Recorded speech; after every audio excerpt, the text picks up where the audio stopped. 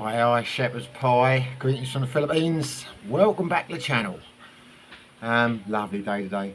I'm in a good mood today. I've got back into the old sickly old vibe. First couple of days I was never thought I'd say it, but I was missing Dumagetti a bit. But no, I'm back in island mode again. And it was quite quiet a few minutes ago. I thought I'd come out here, make a cheeky video, but suddenly they started building and there's a pig over there. Anyway, you know what it's like in the Philippines, fellas. I love the place, but it is a noisy place. Keep getting comments like, don't film on the road because it's too noisy. Where the else do you film? If I go down to the beach, it's too windy, it affects the camera. You go into anywhere else, there's music. It's like a very difficult place to film, you know. So anyway, I digress. The topic for today: no money, no honey. Now, that's probably a bit of clickbait if he was that in the title, because I'm not actually talking about praying for sex, which is obviously what you get, you know, you associate the no money, no honey with. The reason I'm doing this video is every time I do anything about my living costs here, my living costs or whatever, anything to do with like how much I spend a day, I get a lot of comments saying, oh, wait till you find a girlfriend, your expenses is going to go up like this and they're going to think you're an ATM, etc, etc. Now, I don't know if that's true. Personally, I don't think it is true, and I'll tell you why. But I think this video is going to be more, rather than me telling you my opinion, I'm probably going to be asking more questions and giving answers today, because I just don't know. But the way I look at it, and the way I'm surprised by, you know, some of these comments, well, not surprised because I'm used to expats. You know, I live in Thailand. Anyone who watches the channel will know I lived in Thailand just over 7 years. That's why I say things like here, you know, I'm going to be able to live on £1,200 a month, like I did in the video I uploaded yesterday. It's because I know this is a different country, but when you're used to expat life, you know what you like to do, you know what your lifestyle is. So it doesn't take you long to gauge the prices of meals out, alcohol, accommodation, etc. And you know, you can make a forecast and it tends to be accurate. To be honest with you, when I first came here, I thought it was going to be between £1,000 and £1,200 a month. I kind of worked it out in the first week, but I just wanted to give it a couple of months to see if it fell into plan. And it did, because the cost of living here is very similar to Thailand. You know, alcohol's a lot cheaper here, but the food's more expensive. You know, when you weigh it all up, it works out the same.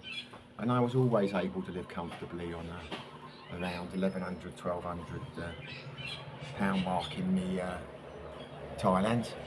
And again, that's not what I'm budgeting for. Don't have to live within those, you know, those figures. It's just you work out what you like to do, how often you like to do it, and it seems to come to that amount. You know, as I've said before, don't really live within a budget.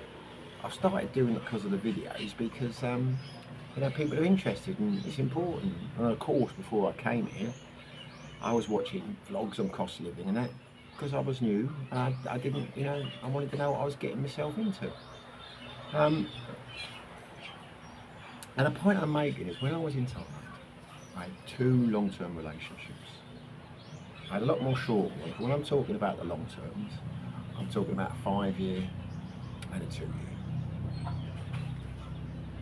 Both times, my living costs dropped. They were lower than they were as being single. And this is why I'm not so sure when people are saying your costs will multiply. Why would they? Now, without going in, well, I'm not going to go here. The point is, as a single guy, I didn't like to cook. I like to cook in the UK, but I didn't like to cook in, you know, an apartment in Thailand, because it's like, you know, it's a small 1-bedroom. It's hard to get rid of the smell, you know. I mean, the cooking, you know, I had a couple of stoves and I didn't have enough of them, you know what I mean. And a lot of the things I like to cook would be oven based. If I'm frying stuff, Why not just go down and have it, you know, fried from a street vendor? Most of the food down there is soups. And the point is, whatever I was cooking, I wouldn't do it as well as Thai street food. So what was the point? But when I got into relationships over there, you know, the eating out kind of stopped. It really dried out. I mean, when I was living in Petrograd, we maybe went into town 3 or 4 times a week, maybe 5, had a bit of street food. We tend to go out at least twice a week for a restaurant or something like that. But most of the time, girlfriends were cooking. You know, it's a very big thing over there when you live in a village. You know, your girlfriend will start cooking outside, then a couple of her cousins will come over and they'll start cooking, someone will catch a fish. What was going to be like a small meal turns into a, you know, like 5, 6 courses as the night goes on. You know, the guys finish work, you have a few beers. You've always got the rice cooker on the go and people just come and help themselves with a scoop of rice. The point is your whole lifestyle changes. And for me, I thought it changed for the better. I enjoyed that life. And my living costs dropped dramatically. You know, because I wasn't drinking as much, and if I was drinking, I was drinking, you know, from the old sari shop. I mean, not called saris over there, but you know what I mean. The village was full of them, and yeah, it was a much slower pace of life. Everything dropped. I think when I was living in Jomtien, which is where I lived in before I went up to Petrograd, I was spending between the £1,000 to £1,200 mark. When I was in Petrograd, I was spending around the 850 mark, sometimes a little bit more, sometimes a little bit less. It was cheaper. And bear in mind as well, you get all this thing, you've got to support the family and yeah, I get that, I know that, I've made a video and I have no problem with that. That's Thai culture. I'm sure it's the same over here. You know, as far as I'm concerned, if I'm in a long-term relationship with a Thai woman, I know that I'm expected to help support a family. Same as any Thai guys. You know, it's not just Westerners that do it, it's Thai guys, it's the culture over there. Particularly if it's the youngest daughter. If you're a girl or a child of anyone, you know, you're expected to support their parents, mother, father, whoever's, you know, whichever one's left, until their dying days. You know, there's no social security over there. Don't really have pensions. I mean, they do, but it's a pissy little amount. They've got £300 a month. I don't know. But the point is, that's the way the culture is. I knew that and I accepted it. And even with helping the extended family, when it was necessary, it was still down the £850, £900 mark. You know, it's what it was. And over here, I will, when I find the right person, I'll be willing to do that again. But you've got to keep boundaries on it. I mean, I know that the average wage, you know, I've met quite a few people, I know some good friends in Dumaguete who are earning a month around the 12 to 15,000 peso mark. Now that is a, what's that? That's less. 7,000 pesos to £100, so that's less than £200 a month, right? If I'm seriously with a partner, then I might be happy to give that kind of money to the extended family. It's not a lot. I might not, it depends on the extended family. It's like when I was in my second relationship in Thailand. It started off right, but she was the youngest daughter. I didn't get on with the mother. The mother started taking the piss. You know, she wanted this, wanted that. I wouldn't have had a problem giving it to her. Trouble was, girlfriend was younger than me. Mother was only 2 years older than me. We're staying in the village. Every day I get, oh, Mum doesn't want us to do here tonight. She thinks you've gone out. I'd want to go to another village. Oh, you can't go to another village for a meal tonight. You should be going to your cousin's restaurant, supporting them and that. And I'm like, look, fuck this. You know, it's I'm supporting and I was to a much greater extent than my other girlfriend. I'm not going to be told where I can eat and where I can drink and, you know, do whatever, not from someone who's 2 years older than me. You know, that's a load of bollocks. So the relationship died, not doing it. But I didn't lose vast sums of money. I worked out what was going to happen. Don't blame the girlfriend for that. She couldn't pick her mother. she was, you know, bound by Thai culture. You've got to look after the family. The family will always come first in Thailand. Don't kid yourself that it won't. It will. But embrace that. The point is, these girls have grown up all their life. Their whole expectancy is to find a husband who will help support a family. If you are that person and you do support a family, then you're the answer to their dreams. They'll love you and look after like you've never been looked after, because you are what they've always dreamt about finding. You know, it's not rocket science. If you don't do that, then you're not the guy of their dreams, and that's their primary motive. I don't have a problem with that. Anyway, the point is, I digress. What I'm saying is, the culture, I believe, is very similar in most Southeast Asian countries. You're going to end up contributing, supporting financially, emotionally, the family of the person that you're getting with. And I expect it to be very similar in the Philippines. But I can tell you, with a total degree, 100% certainty, it is not going to double my cost of living. If it does, then I'm out of the relationship. You know? There's a reason why I've never lost a lot of money as an expat. There's a reason why I never lost anything in my 2 divorces in the UK. Because I take time to find the right person. And if I haven't found the right person, I can generally work that out in the first few months, and I knock it on the head. You know, it's not that complicated.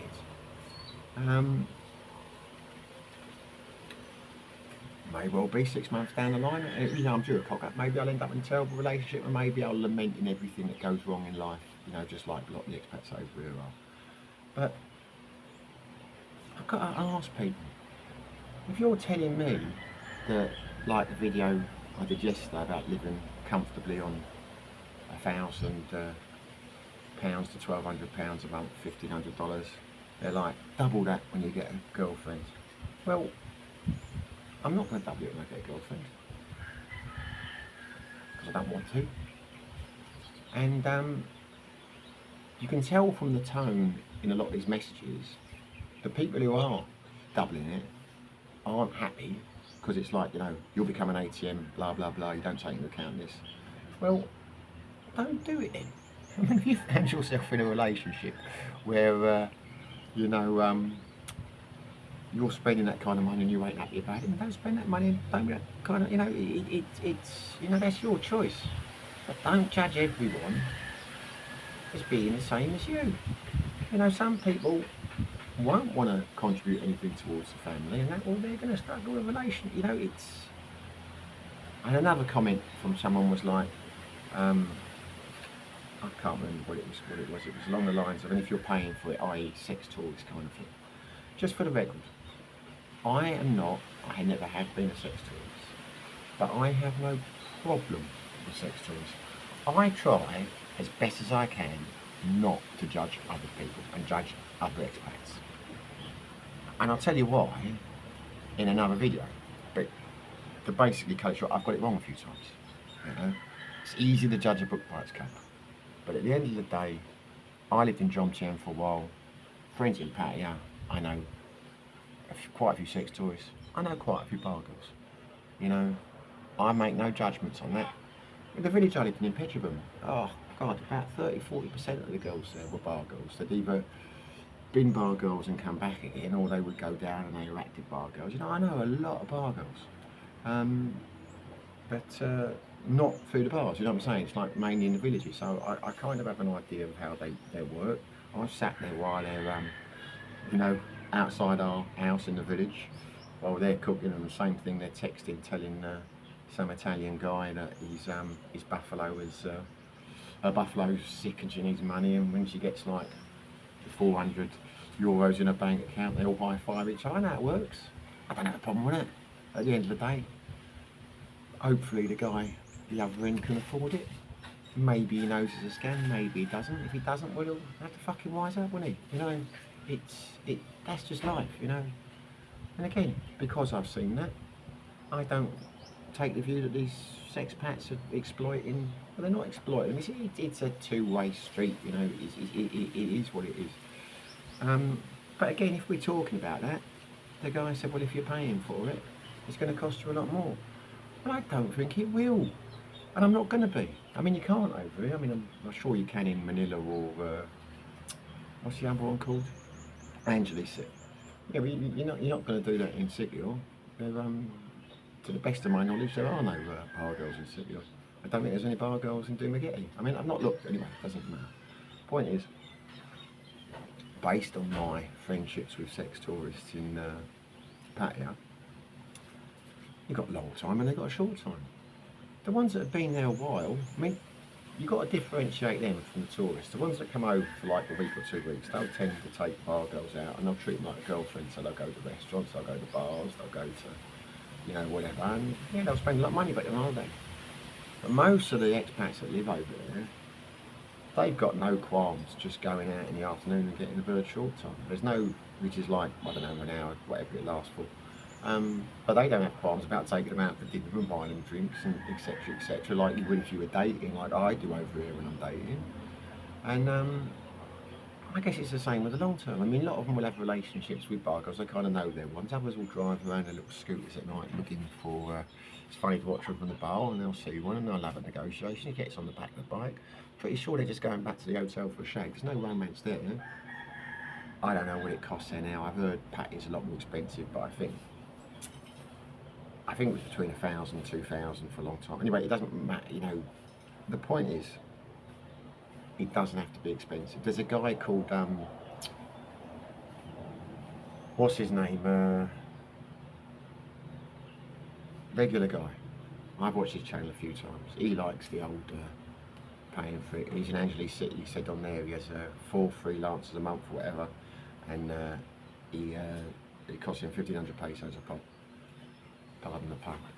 But well, if that's right, well, if he's just doing that, he's picking one up, he's taking it back to the room, well, that's cheaper than I've spent a few nights when I've gone out on dates. So I've gone trying to find women, you know, like clubbing in Dumaguete. There's been nights when I spent 2,000-3,000, nights when I spent 2,000-3,000 here.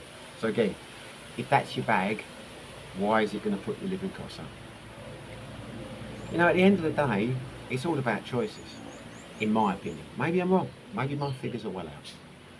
But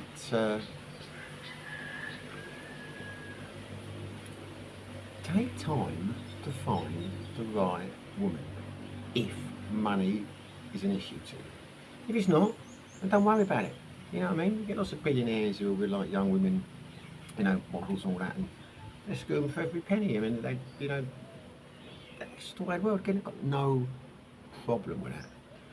It's just that you can tell with the tone of the people in the comments who make comments like that, but your costs will have to go because you've all got them. Not all of them. I'm not digging out. I'm not digging out anyone here. What I'm saying is, you can tell by the comments they're not happy about it.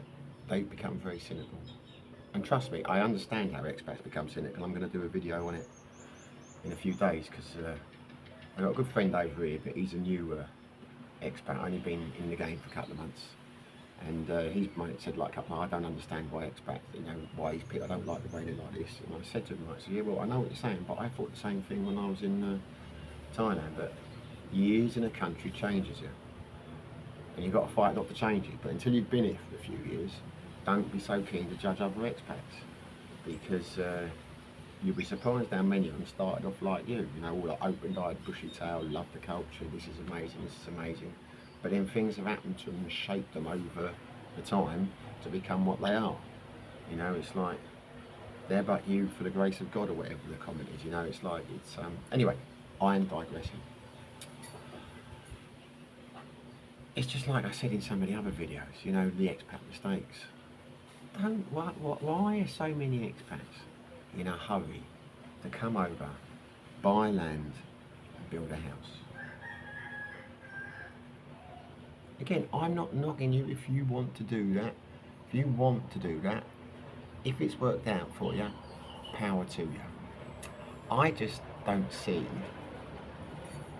why I would want to do that at this stage. As I said, maybe in a few more years, when I'm a bit older, but I'm 51 now, you know, you can get, like, is it 30-year leases over here? Well, if I got a 30-year lease, then that's going to take me up to 81. Well, I might still be alive then.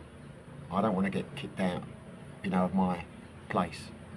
I know you can get a second lease or the option, but there's no guarantee. So what I'm saying is, that's my view now.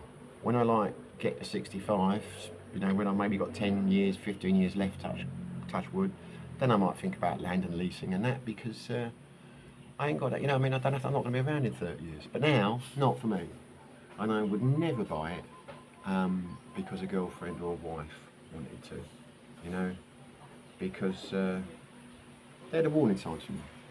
So, I mean, the way I look at it, if I do eventually settle down with someone, and I might be close now, I shouldn't be saying this because she might watch the video, but again, the last week or so in Dumagetti, I had a housemate who I've been out in a few days with, and of all of them, she's the one that, you know, would very possibly be the one at this stage that I could potentially settle down with.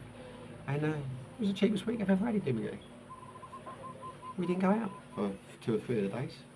Ordered the old Grab, which she insisted on paying for one of them. She'd use her Gcash, unbeknown to me. You know, and when we went out to Filipino places. You know, and she doesn't drink. And because she doesn't drink, I drank less. Because you don't want to drink with someone who's not drinking, so I was only going out with a couple of beers. I envisage that's not too dissimilar to my experiences in Thailand. I've spoken, I'm not going to mention any names, but I've got, so most of my, I'm starting to build more of an expat circle of friends here. The first time I was here, I only had really Filipino friends and like the one expat, but now this time I've come back, got to know more people, I'm friends with a few more expats. And I've introduced a couple of them to the world of Tinder. And one of them was showing me messages the other day about this bird who wanted to come here from another island, and she needed the ferry fare and all this, and she was sending him sex videos and things. And he was like, "What do you think?" And I was like, "Well, not get fucking on your head straight away." Because they're the warning signs. I mean, it ain't hard, fellas. I mean, people on the profiles, when they're looking for a bloke between 19 and 99, you know what they're looking for. If you meet a bird and within like on a dating app and she starts sending you pictures of herself or talking dirty, she's a nasty girl, then asking for money for a ferry and that. Well, I mean, I tell you what, I'll block them within the first. Just that's not what I'm looking for, and it's obvious what they're looking for. And there have been a couple of times that I've, you know, got talking to girls I thought were like, you know, might go, and then suddenly their aunt's died or whatever, and they need money for this, and it's quite simple. I just blocked it. You know, not that I'm an artless bastard. It's just, you know, it's just the way it is. You can tell it's bullshit. So anyway, I said this video would be me asking more questions and answers, but it's not really, is it? I'm just giving you my opinion about stuff, but I will be genuinely interested to hear in the comments people explain to me why my living costs have to double, why I have to pay for this and that, because I won't. I mean, the woman I was happy with in Thailand for 5 years, I say I was happy, but we were never in love. I think, to be honest with you, after my second wife's divorce, I've not felt the same way about anyone since, and I've not looked to feel the same way about anyone since. You know, when we were together, I was like, you know, working my life towards making her happy. Now I'm in relationships, I want them to be happy, but I also think a lot about what I want. I mean, that was the whole point of me coming to Asia, and that was for a better standard of life. I won't get bogged down like to the lifestyle I had in the UK out here. I've completely, Christ knows what's happening there, or whether you could even hear that. I've forgotten the point I was about to make, and that's embarrassing. Oh yeah, so I was happy with her. I really loved the life in the village. That's why we stayed together so long. I love living there. And it was the kind of place, I'm not joking, I won't give you her surname, but you had to go 1.2 kilometres on your motorbike until you got to a house where they weren't related to her, didn't have the same surname. Everyone in that village was a second cousin, an aunt, an uncle, a first cousin. They were all related. And there were no expats there, so I loved it there. I had some really good friends, still talk to them a lot on Facebook and that, but when our relationship went tits up, I couldn't stay in the village, for obvious reasons. I might go back there, but the reason the relationship went tits up was she started insisting on, she wanted me to buy some land and build a house and all the rest of it. And she had a house which we were living in, and I was happy there. You know, I lived rent free, but I was paying all the food bills and all the rest of it. But I didn't. Obviously, there was no rent for the house, but I was, you know, she wasn't working, so I mean, I was looking after her in that sense. But then it was like it got more and more the last 6 months to a year. And like, well, I think we should listen. Why don't we get some land? And I said, from day one, I said, I am not building a house in Thailand. Why would I? What would be in it for me? There would be lots of gains for you if you didn't have a house and we were struggling, then I might do. But you've got a house, it's a nice house, I'm happy here. What the hell would I buy land for and expose myself to all this? Because I'd seen it, right? Thai culture is very different in the sense that, without digressing, she had an aunt who had land, wanted to buy some land from a neighbour, and the aunt asked my girlfriend to negotiate it and to get the price down, and one of the uncles was involved, and they both turned around to the guy and said, look, we'll get you this amount, but we're going to keep this amount. They were quite happy to take the aunt for a few $100,000 baht, and when she told me, I'm like, but that's your aunt, that's his sister, what the hell are you doing? He's like, well, she has money because she's got this and that. So when you've seen that, you know, if they're happy to take their own aunt, you know, to the cleaners for like a drink, then what are they going to do? You know, what's she going to do to me? So I didn't do it. And then because I didn't do it, the relationship kind of went away it was going to go, and she ended up shagging another guy in the village when I was back in the UK on a trip home, and that was that. It was over. And all I lost was a few clothes in the wardrobe, because I didn't go back there, which I saw him wearing on Facebook a few weeks later. But you know what I mean? It's like, you know, you can put your foot down, and if it's the end of the relationship, it's the end of the relationship. What I'm saying is, I don't understand why so many people say, you know, you end up paying for hospital visits that aren't real hospital visits. And, well, if they're not real hospital visits, and you know they're not real hospital visits, then don't pay them. I mean, don't get me wrong, if I was in a relationship with a woman and she got sick, and she really was sick, then I'd feel obligated to pay her, and I wouldn't moan about it, no matter what. I mean, if we were in a serious relationship and she's got, I don't know, God forbid, cancer or something like that, I'm gonna stay up the mark. I mean, what kind of bloke would I be if I wouldn't? But I wouldn't resent doing that. I'd resent the fact that I wouldn't blame her for being ill, but that's not the vibe I'm getting. People are saying it's a bullshit hospital visit, it's a this and that. Well, if you think it is, then don't pay it. If you think it is, get out of the relationship. Trust me, there are plenty more fish in the sea, and there's plenty more countries other than the Philippines, because like people say, you know. Anyway, I've gone on far too long. I do like having a chat with a coffee. I get a bit carried away, but if you've stuck with me and listen to my rantings to the end, then thanks very much. If you like the video, smash the like button. Feel free to subscribe to the channel. Thanks for watching, and give me some comments. I would love to be proven wrong. Well, I wouldn't love to be proven wrong in the sense I want to end up spending more.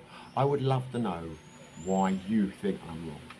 You know, why are so many people in a country, let's face it, where it's quite easy to find, it's easier for Western men to find Filipino women. Why are so many seemingly in relationships they're not happy with? And why are so many banging out money that they're not happy to spend?